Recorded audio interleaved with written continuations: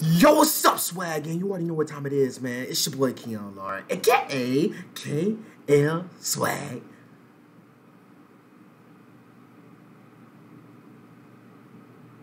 Back here with a video, man. Look, man. Swag game, bro. We about to react to Mr. Nightmare.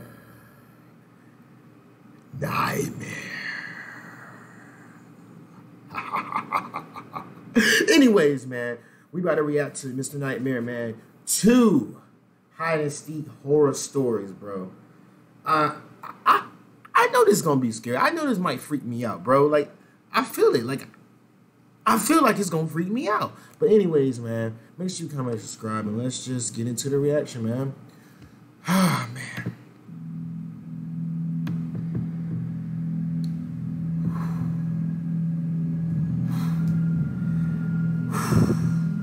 We.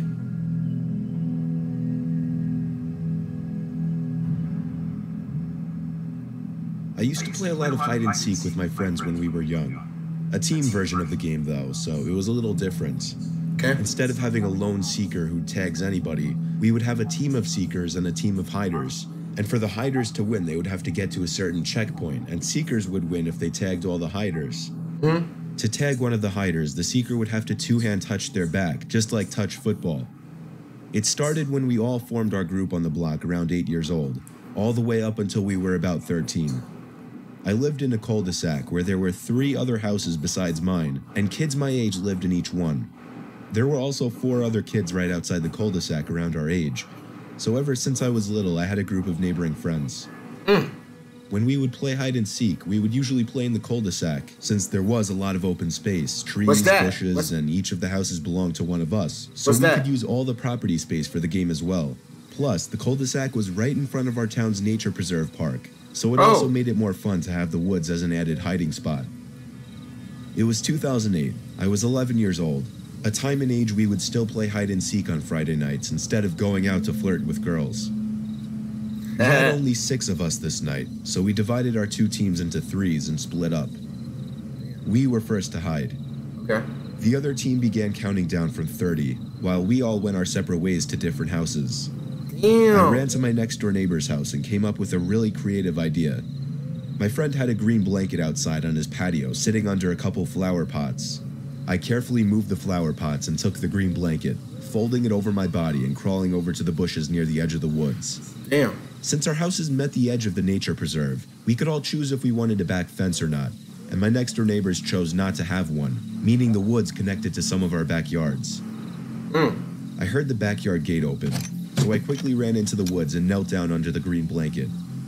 I would occasionally lift the blanket over my head to see who was there, and eventually I saw one of my friends creeping around the backyard, checking under the table and such.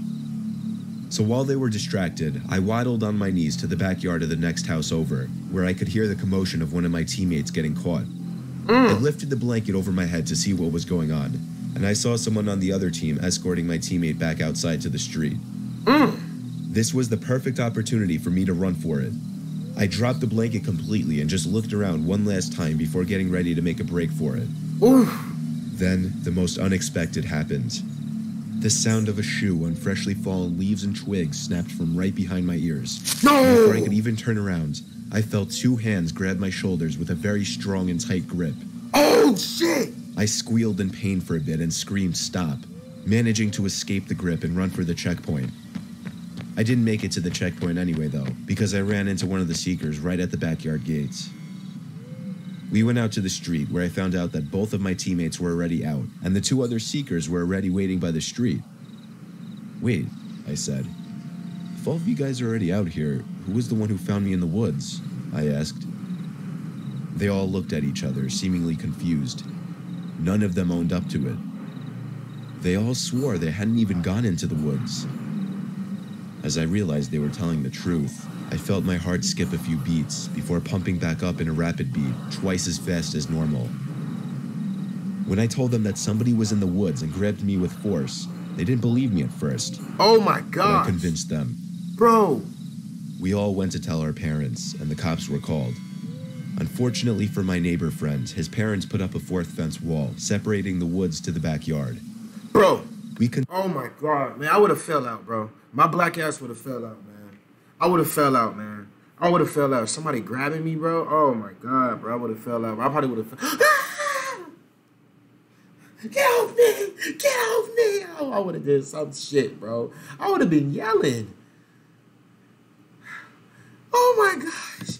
continued to play hide and seek and flashlight tag past this incident up until around the age of 13. Our parents just made us carry flashlights from now on and left all the backyard lights on. And of course, the woods were off limits. I'm happy to have such fond memories with friends as a young child, but that still doesn't take away from the fact that this was one of the most horrifying experiences of my life. For real, man.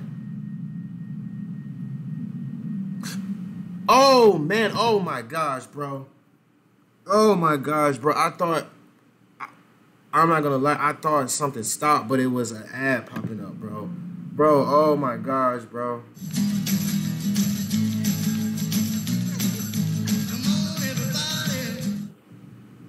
I need to find a way to get these ads off. I'm reacting to this shit. Bro, that shit scared the hell out of me, man. That scared me, man. I'm not gonna lie. This happened when I was 10 years old. All right. I lived in a small town in New York State that didn't have much going on at all. The house next door to mine was vacant for the longest time, until one day, a moving truck pulled up in front. A woman, a kid my age, and a toddler stepped out. Okay. Me and my dad had been sitting on the stoop talking, so we were able to go over and greet them right away. The mom seemed pretty normal, though there was something slightly off about her personality. My dad and the mom introduced me and the other boy my age to each other. Okay. He introduced himself as CJ, and then reached out his hand for a handshake, which, for kids our age at the time, was very weird. I shook his hand, and I remember both of our parents laughed. My dad ended up pressuring me on the spot to go hang out with CJ upstairs in my room. Okay. I wasn't against it, so I led him up to my room. I sat down on my bed, and he just stared at me blankly, creepily. I asked him if he wanted to play Mario Kart, and he didn't even know what that was. I showed him a few of my video games, and he said he doesn't like video games.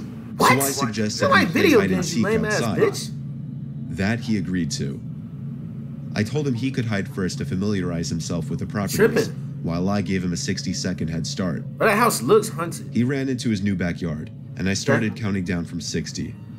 When it came time to find him, I found him in literally the most obvious place he could be. He was standing behind the chimney, a spot that I had to pass to get into the backyard. From this point on, I was starting to wonder if maybe this kid wasn't all there. No way. After 10 minutes of an anticlimactic game of hide and seek, I said I had homework to do.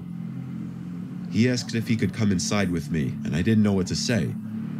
Every excuse I came up with, he would find another way of asking to come inside.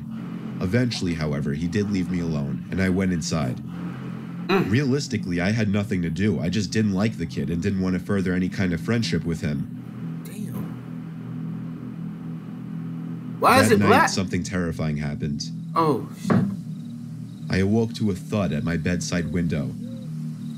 I sat up and lifted the window up. I was disturbed to see CJ's face at the upstairs window of the neighboring house. What? He leaned out his window and called out for me to come over and play hide and seek. I yelled over he's insane and told him to go back to sleep and leave me alone. Yeah, take your I ass to sleep. aggressively slammed my window shut, as well as the blind, and tried to go Bro, back that to sleep. shit's scary as fuck, bro. It sounds like it's in here, man. That shit sounds like it's in here, bro. I know, bro. I know it's on the screen, you guys. It sounds like it's in here, bro. That shit. Oh my gosh, bro. Shit sound like it's in here.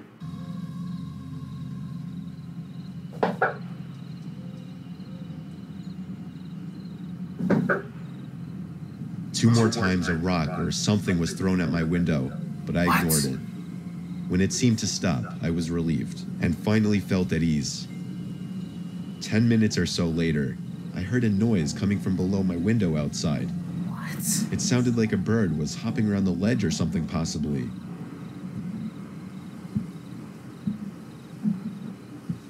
The sound kept getting closer, though, and then I heard a thud come from right below my window. I didn't know what to think. What if CJ was out there? Was he trying to climb up to my window? Yeah. The thought of it was so disturbing, it was almost comical. Then I heard the slightest creak of the floorboards near my bedroom door. I turned to face the doorway and screamed at the sight of CJ standing at my door in his pajamas. He said in a quiet voice, "Let's play hide and seek." My dad was in the room quicker than I could even get out of my bed. Oh, shit. He was just as shocked and disturbed as I was. He angrily marched over to the new neighbor's house with CJ in his grip. I watched the whole thing through my window. He raised his voice quite a few times. It turned out CJ simply entered through an unlocked window downstairs. My dad got a restraining order against the woman and her son. Unfortunately, they weren't going anywhere, though. Wow. For months after this incident, I would have to awkwardly avoid eye contact with the mother next door the few times I saw her. Wow. Strangely, I never once saw CJ outside of the house again. Damn. However, every single night for over a month, I would check outside my bedroom window across to the other house and see CJ just sitting by his window, looking into mine with his creepy blank stare. What the fuck? It got to a point where I eventually left the blinds to that window closed 24/7, and eventually it stopped. CJ gotta get his ass whooped. I would've beat his ass, boy. He gotta get his ass. Dog, you should've beat his ass, dog. He's staring at you through your window, man. Come on, bro. I'll walk straight to that house and... Bitch! Stop looking at me, bitch! I would've been going crazy on CJ ass, bro. CJ and his mom moved out less than a year later, and luckily, I never saw them again. He said luckily. That's crazy, bro. You went through all that, man. I would have beat CJ ass, man. Anyways, man, shout out to Mr. Nightmare, man. Make sure you comment and subscribe, man. I'm telling you, bro, this shit really do be scaring me, bro. This is not no fucking act, bro. I really, like, when I heard the... Bro, I really thought it was something in here, like, no cap, man. Anyways, man, make sure you comment and subscribe. I love you guys, man. I will keep dropping videos like this, you guys. I see you guys enjoy. I love you guys. Guys, stay swagged up. I will see you guys in the next video.